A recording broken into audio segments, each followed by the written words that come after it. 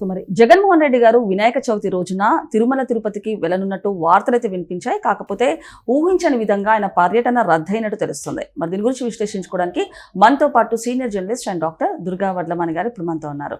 నమస్తే మేడం. నమస్తే అండి మేడం, మరి వినాయక చవితి రోజున జగన్మోహన్ రెడ్డి గారు తిరుమల తిరుపతి పర్యటనకు వెళ్ళనున్నారంటూ కూడా మొన్న వార్తలు అయితే వినిపించని చెప్పొచ్చు. కాకపోతే ఇప్పుడు చూసుకుంటే గనక ఊహించని విధంగా ఆయన పర్యటన టూర్ అయితే రద్దయినట్టు మరో వార్తలు అయితే వినిపిస్తున్నాయి. ఏమంటారు దీని గురించి? ఇప్పుడు జగన్మోహన్ రెడ్డి తిరుమల వెళ్తున్నారు అని నిన్న ఒక పెద్ద దుమారం లాగా ఒక వార్త వ్యాపించిందండి. అయితే ఆయన మళ్ళా సడన్ గా క్యాన్సిల్ చేసుకున్నారు. అసలు ఎందుకు వెళ్ళాలనుకున్నాడు, ఎందుకు మానేశాడు? ఇప్పుడు తిరుమల వెళ్ళి ఆయన ఏం చేస్తాడు? ఇప్పుడు తిరుమల వెళ్ళాలంటే డిక్లరేషన్ ఇవ్వాలి. ఆల్రెడీ ఆయన డిక్లరేషన్ ఇవ్వడం మీదే మొత్తం గందరగోళం అంతా జరిగింది.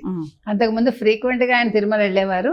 ఈ కొత్త ప్రభుత్వం వచ్చాక డిక్లరేషన్ అడిగింది కాబట్టి వెళ్ళటం మానేశాడు. కానీ ఈయన వెళ్తే డిక్లరేషన్ ఇస్తాడా ఇవ్వడా అనే దగ్గర ఆ సందిగ్ధావస్థలో అందరూ ఉన్నారు. సో వీటికి తెరదీస్తూ ఆయన తిరుమలే వెళ్ళటం లేదు, టూర్ క్యాన్సిల్ చేసుకున్నారని తెలుస్తుంది. అంటే డిక్లరేషన్ ఇవ్వడానికి ఆయనకి మనస్కరించడం లేదా? అంటే దొంగ పూజలు చేశాడా ఇంతకాలం జగన్మోహన్ రెడ్డి?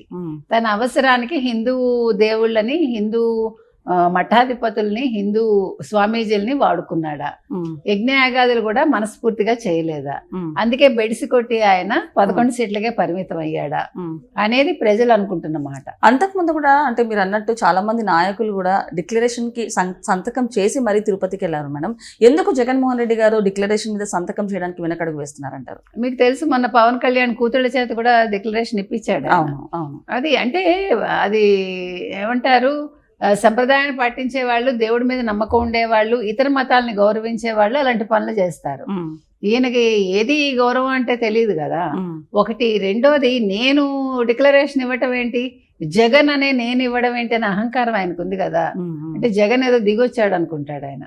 ఇంకొకటి ఏంటంటే, ఇప్పుడు నిన్న ఆవిడెవరు, మన భారతిరెడ్డి గారు గన్నవరంలోని కేసరపల్లి చర్చికి వెళ్ళింది ఆవిడ.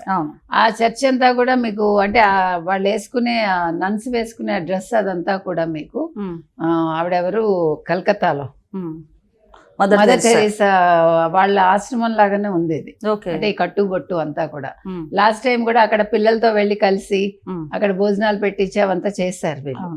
అంటే నేను అనేది ఈవిడ ఏమంటారు, క్రిస్టియన్ కాబట్టి ఈవిడ తిరుమల వెళ్ళటానికి ఒప్పుకోలేదా అనేది కూడా ఒక టాక్ వచ్చింది.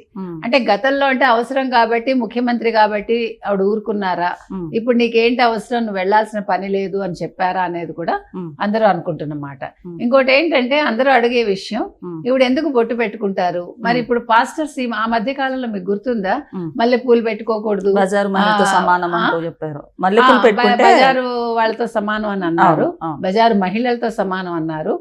రెండోది, బొట్టు పెట్టుకోకూడదు అని కూడా చెప్పారు. ఆ బొట్టు పెట్టుకుంటే అదేదో సిలువలాగా పెట్టుకోవచ్చు, ఎవడికి తోచింది వాడు మాట్లాడాడు. అసలు వాళ్ళు మాట్లాడే అర్హత ఏంటో మనకైతే తెలీదు. కానీ ఈవిడ బొట్టు పెట్టుకుంటారు, విజయలక్ష్మి గారు ఇంకా పెద్ద బొట్టు పెట్టుకుంటారు. చెప్పాలంటే చాలా పెద్ద బొట్టు పెట్టుకుంటుంది. మరి వాళ్ళని ఎందుకు ప్రశ్నించరు అని ప్రజలు అడుగుతున్నారు.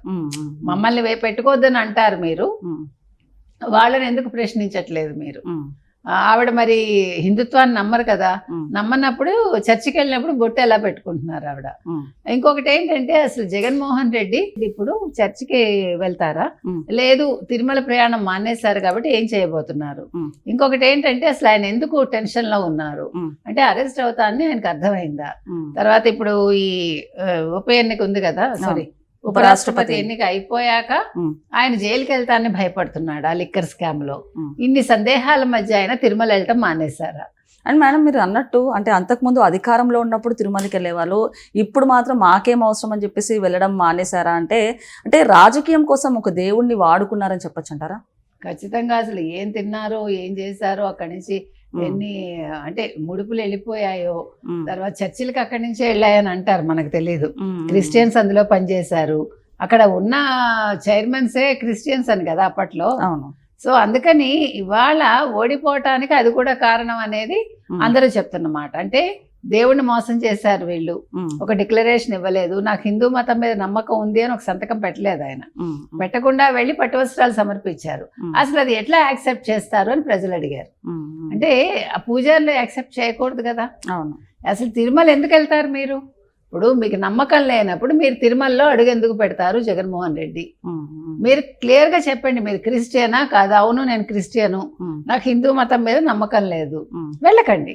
లేదు నేను క్రిస్టియన్ కాదు అని డిక్లరేషన్ ఇవ్వండి. మీరు నేను పూర్తిగా హిందువునే, నేను హిందూ దేవుళ్ళనే పూజిస్తాను, నాకు వెంకటేశ్వర స్వామి మీద పూర్తి విశ్వాసం ఉంది అని సంతకం చేయండి. మీరు రెండు పడవల మీద కాళ్ళు పెట్టకండి. మీకు అవసరమైనప్పుడు అక్కడ, అవసరం లేనప్పుడు ఇక్కడ కాదు, ఎక్కడో ఒక చోటే ఉండాలి మనిషి. అంటే దానికి అందరూ ఏమంటున్నారు, గతంలో భువనేశ్వర్ గారు చర్చికి వెళ్ళలేదా రాజమండ్రిలోని? ఇప్పుడు నేను కూడా చర్చికి వెళ్తాను, అందులో నాకేం తప్పు అనిపించదు. నేను దర్గాకు కూడా వెళ్తాను, కానీ నేను హిందువుని, నేను హిందూ దేవుళ్ళనే విశ్వసిస్తాను. అక్కడ వాళ్ళ పద్ధతి ప్రకారం నేను గౌరవిస్తాను. అక్కడ విశ్వాసం కాదు, అక్కడ గౌరవం, ఇక్కడ విశ్వాసం. ఆ క్లారిటీ మనకుంది. హిందువులందరికీ ఆ క్లారిటీ ఉంటుంది. హిందువు కాని వాళ్ళకి వాళ్ళ క్లారిటీ లేదు అనేది ఇక్కడ మనకి, అంటే అందరూ కాదు, ఓన్లీ జగన్మోహన్ రెడ్డి మనం మాట్లాడుతాం. ఇంకొకటి మేడం, అంటే రాజకీయం కోసం దేవుడిని వాడుకోవడం అండ్ అలాగే అరెస్ట్ అవుతారనే భయంతో నుదుట మీద బొట్టు పెట్టుకొని ప్రెస్ మీట్ లో కూర్చోవడం ఏ విధంగా చూడొచ్చు అంటారు? మీకు ఇందాక ఏం చెప్పాను, ఓసరవేలు రంగులు మారుస్తూ ఉంటుంది కదా, అట్లా ఆయన మారుస్తూ ఉంటాడు అంతే. ఆయన అవసరానికి ఏమైనా చేస్తాడు. ఆయనకి బాధ లేదు, సిగ్గు లేదు, ఏమీ లేదు. అప్పుడు మీకు గుర్తుందే, ఎలక్షన్స్ ముందు ఆయన ఆ స్వామీజీ స్వరూపానందేంద్ర స్వామి తోటి పూజలు చేయించుకున్నాడు.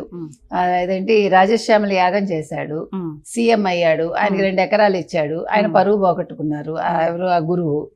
తర్వాత ఎంత డబ్బులు ఇచ్చారో మనకు తెలియదు, ఆయన వెంట అందరూ పడ్డారు.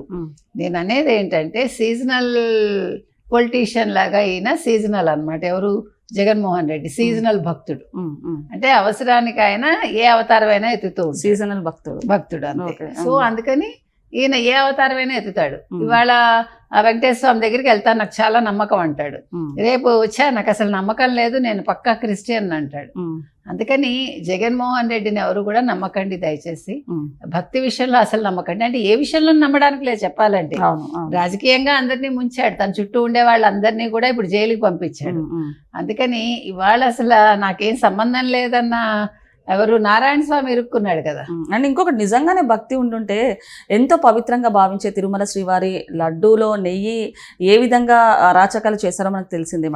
అలాంటిది ఇప్పుడు చూసుకుంటే కనుక మన ప్రభుత్వం వచ్చిన తర్వాత అంతా అంటే సజావుగానే జరుగుతుంది.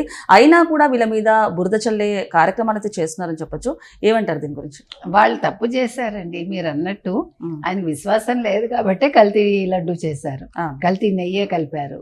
వాళ్ళ పొన్నవోలే అన్నాడు కదా, పంది కొవ్వు కలిపితే ఏమవుతుందని.